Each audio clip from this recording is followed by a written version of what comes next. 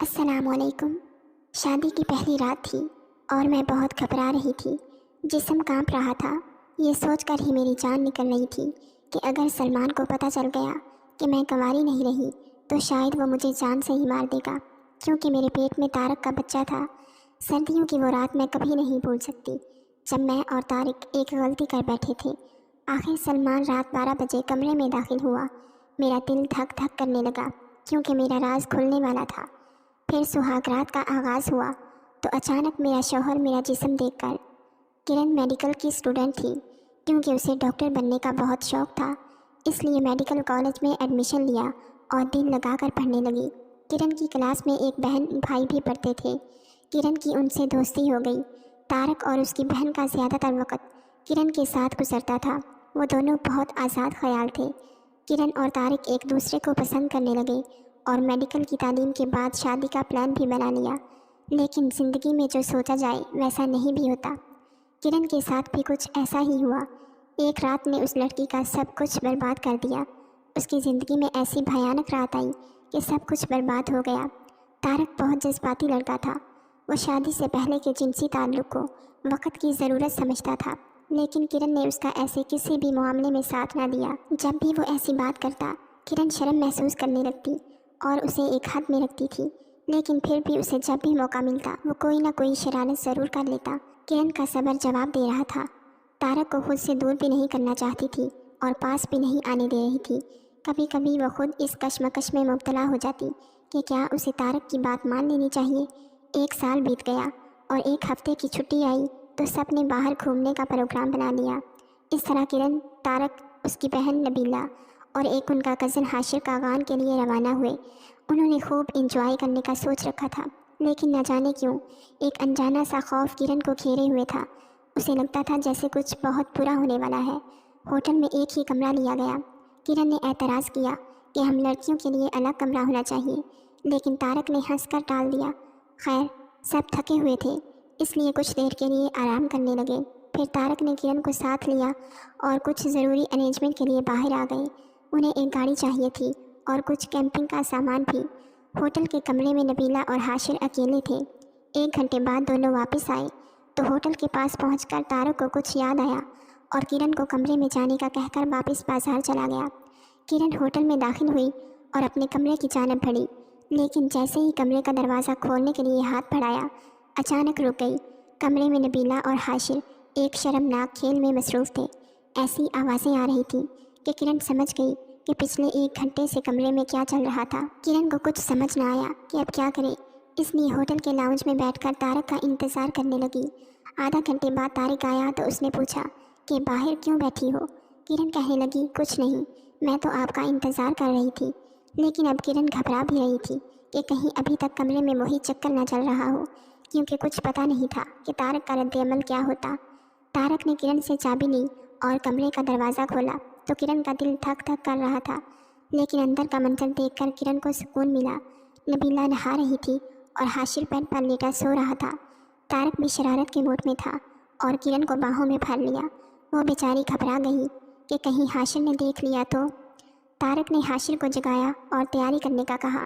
नबीला नहाकर बाहर आ गई और हाशिर को देखकर मुस्कुरा रही थी। हाशिर भी उसकी तरफ देखकर मुस्कुरा दिया।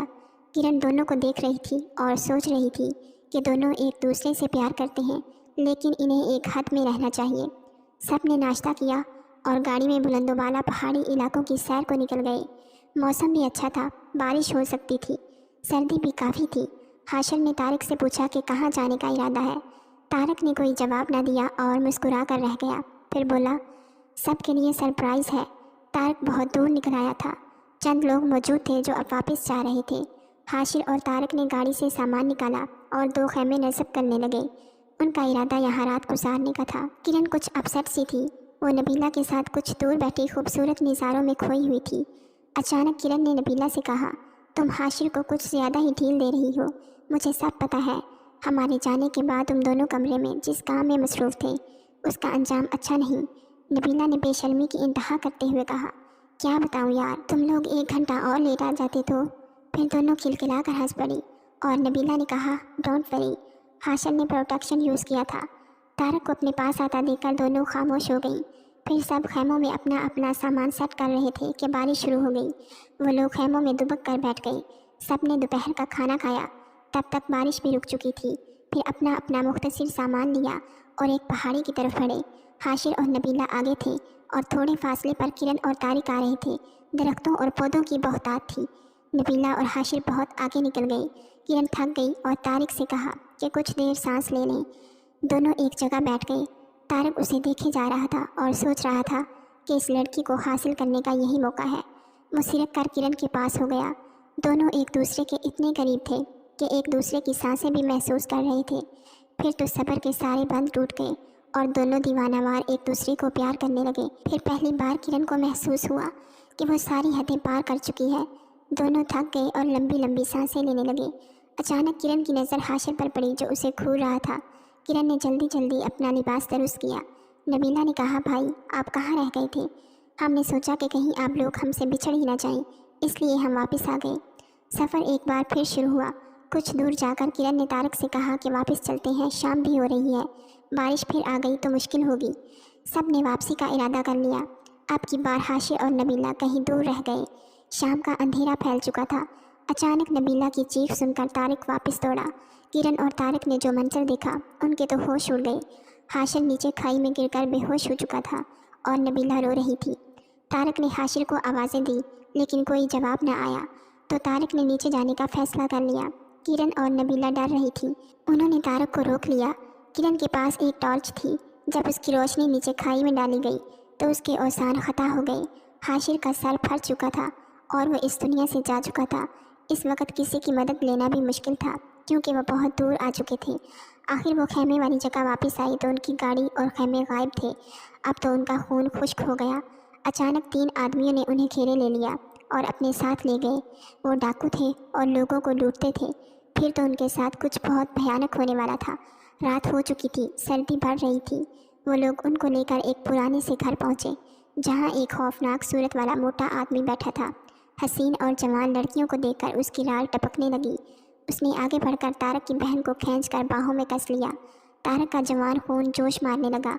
उसने आगे बढ़कर उस मोटे इंसान को एक मुक्का रसीद कर दिया जिससे उसके जबड़े से खून का फवारा फूट पड़ा। दूसरे ही लम्हे दोनों लड़कियों की चीख निकल गई।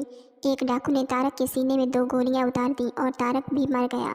मोटे सरदार ने नबीला की तरफ इशारा करते हुए कहा, इस लड़की को आज रात के लिए मेरे हवाले कर दो और दूसरी को कमरे में बंद कर दो। नबीला थर थर काँप रही थी जबकि किरण बेहोश हो चुकी थी। जब किरण को होश आया तो एक कमरे में थी। उसने कमरे का जायज़ा लिया तो उसकी नज़र एक अध खुली खिड़की पर पड़ी। अब किरण के पास 2 रास्ते थे। एक, अगर वो भाग जाती तो जान बच सकती थी। दूसरा, उनके रहमो करम पर रहती तो वो दरिंदे उसका जो हशर करते। वो सोच कर ही काँप गई। जल्दी से उठी और खिड़की से बाहर झांका तो चांद की हल्की रोशनी में एक रास्ता नीचे जाता नजर आया। किरण खिड़की से निकलना चाहती थी कि नबीला की दर्द भरी चीखों की आवाज़ सुनकर उस पर सख्ता तारी हो गया। वो जालिम नबीला की इज्जत से खेल रहे थे। किरण ने जल्दी से बाहर छलांग लगा दी। वो तेज़ी से इस तंग से रास्ते पर चली जा रही थी। उसका जिस्म अभी तक कांप रहा था और सर्दी भी बढ़ रही थी। वो रुके